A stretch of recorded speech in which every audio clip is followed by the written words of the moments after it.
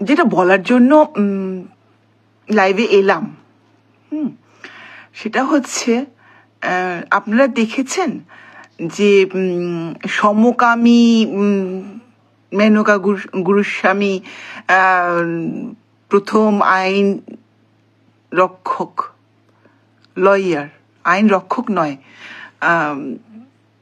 Lawyer, তো তিনি তৃণমূলের হয়ে দাঁড়িয়েছেন।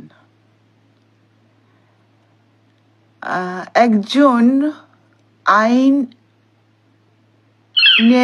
মানুষ, মানে 4 নম্বর স্তম্ভ, সে কাদের হয়ে লড়েছে? তৃণমূলের হয়ে লড়েছে। কার বিরুদ্ধে?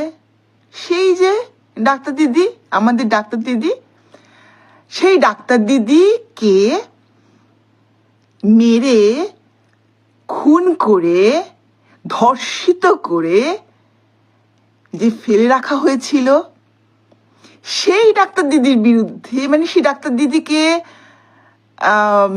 ধর্ষণ এবং খুন এবং সবকিছুকে চাপা দেওয়ার জন্য এই মেনকা গুরুস্বামী লড়েছিলেন। তা ভালো, তিনি তার টাকার জন্য লড়েছিলেন, তাতে আমাদের কোনো অসুবিধে নেই। সে তো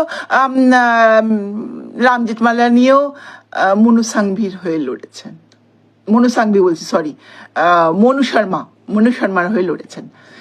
তো সেটা লড়ুন, আপত্তি নেই, কিন্তু কথা হচ্ছে এবারও তাহলে এই মুখগুলোকে আপনারা ভোট দেবেন। কার জন্য ভোট দেবেন? না, মাননীয়া বলেছেন মাননীয়ার মুখ দেখে আপনারা তাদের যে প্রার্থী তাদের ভোট দেবেন। তার মানে মাননীয়া খুনি বলা উচিত নয়। মানে আমি বলছি না, আমি শুধুমাত্র অ্যাজাম্পশন, আমি শিওরিটি করছি না, আমি এখানে শিওর হচ্ছি না, আমি এখন নিজের কোনো সিদ্ধান্ত বা কোনো জানাচ্ছি না। আমি শুধু বলছি যে এইরকম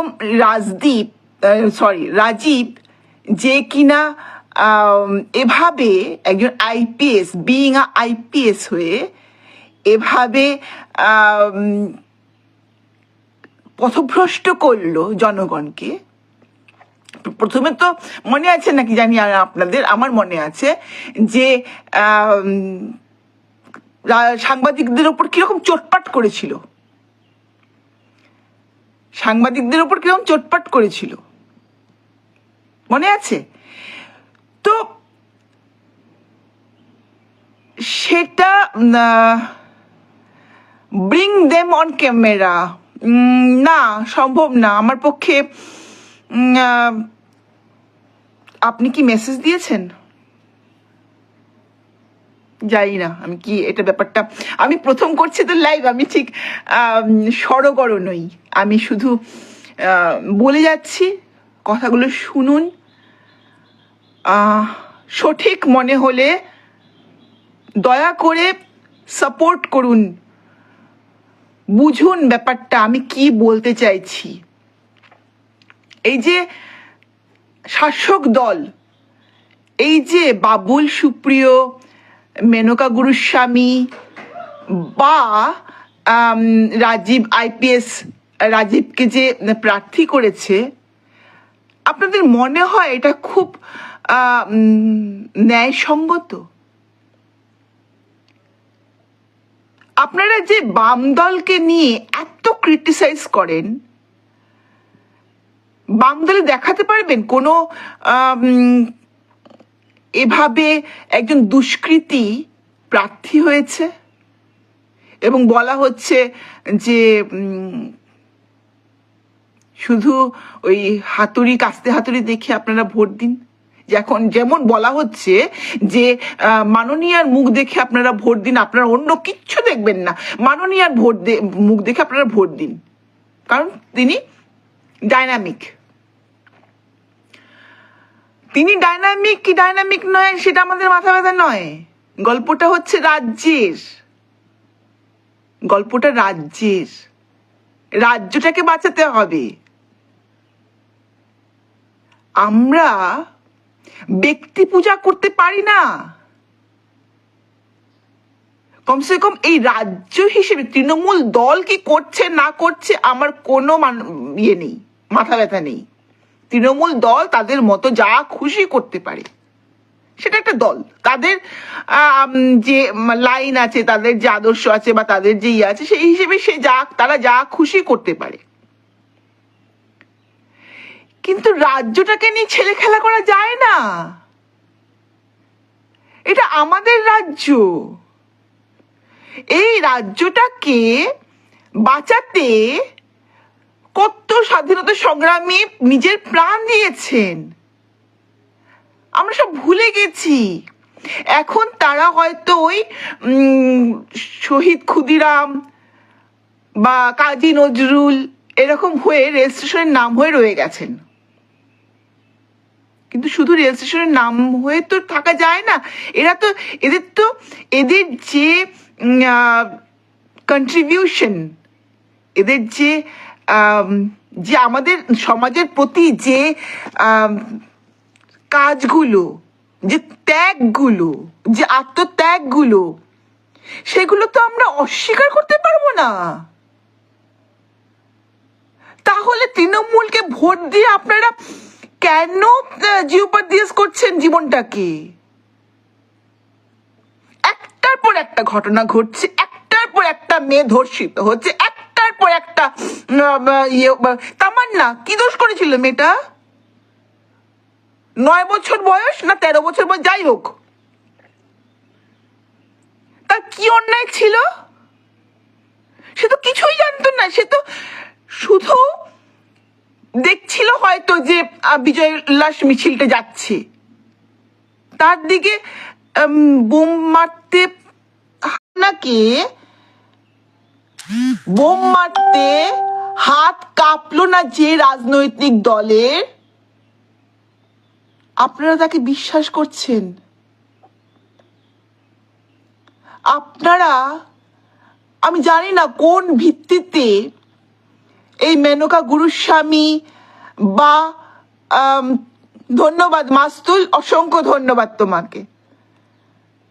আমাদের বুঝতে হবে গল্পগুলো, কথাগুলো বুঝতে হবে। আপনারা ভাবতে পারছেন জয়নগরের উমা থেকে শুরু করে একটার পর একটা মেয়ে ধর্ষিত হচ্ছে। ল কলেজের মনোজিৎ মিশ্র বলছে দিদি বুঝে নেবে। মানে যারা ধর্ষণ করছে তাদের বাঁচিয়ে নেবে শাসক দল। ওপেনলি বলছে, খোলাখুলি প্রকাশ্যে বলছে। আপনারা কিভাবে এটা মেনে নিতে পারেন? কিভাবে? কোনো নিরাপত্তা নেই। আমি আজকে নারী বলে, আমার মেয়ে ধরুন রাত্রে 12টার সময় অসুস্থ হলো, আমি বেরোতে পারবো না?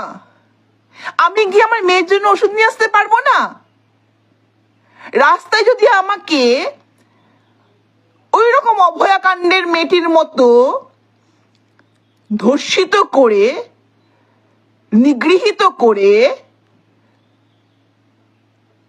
পঞ্চত্ব প্রাপ্তি পাওয়ানো হয়, তাহলে দোষটা কি আমার?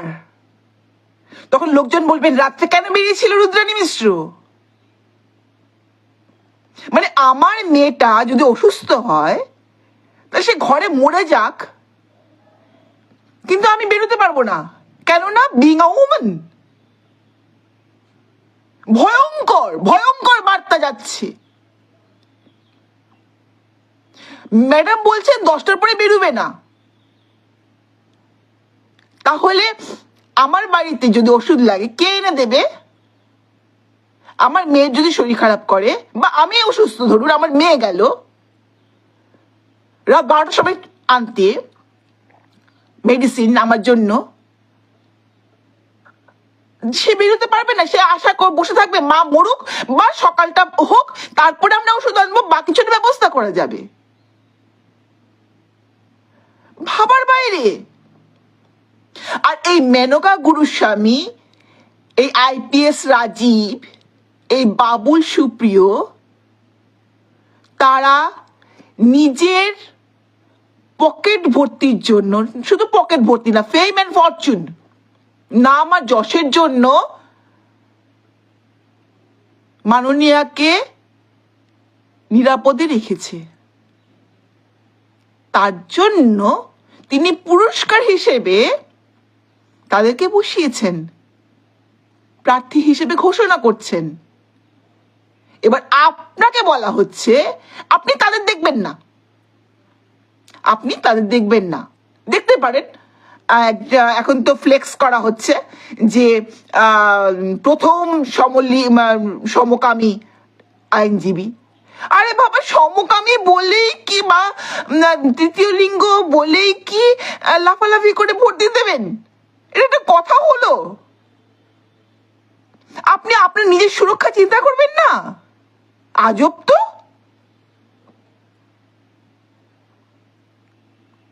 অভয়া মেয়েটা ডাক্তার ছিল, সেটা কি তার অপরাধ? সে রাত্রে পরিষেবা দিয়েছিল, সেটা কি তার অপরাধ? 36 ঘন্টা টানা মেয়েটা মানে পরিষেবা দিয়ে গেছে, একটু ঘুমায়নি, একটু রেস্ট নেয়নি। আপনাদের মানবিকতা নেই। আমি জানতাম বাঙালি মানবিক, বাঙালি সংবেদনশীল, অন্যদের মতো এত রেশনাল নয় বাঙালি, আবেগপ্রবণ বাঙালি। কোথায় সেই আবেগ প্রবণতা? কোথায় সেই আবেগ? নাকি মারোয়ারিদের সঙ্গে কাঁধ মিলিয়ে বাঙালিও শিখে গেছে পয়সা আর টাকা আর দরজার উপর লিখে রাখা শুভ লাভ, ব্যাস। আবেগকে জাগাও বাঙালি, আবেগকে জাগাও। বঙ্গকে বাঁচাতে হলে আবেগকে জাগাও বাঙালি, আবেগকে জাগাও। আজকে এইটুকুই, ভালো লাগছে না, খুব মনটা খারাপ হয়ে আছে।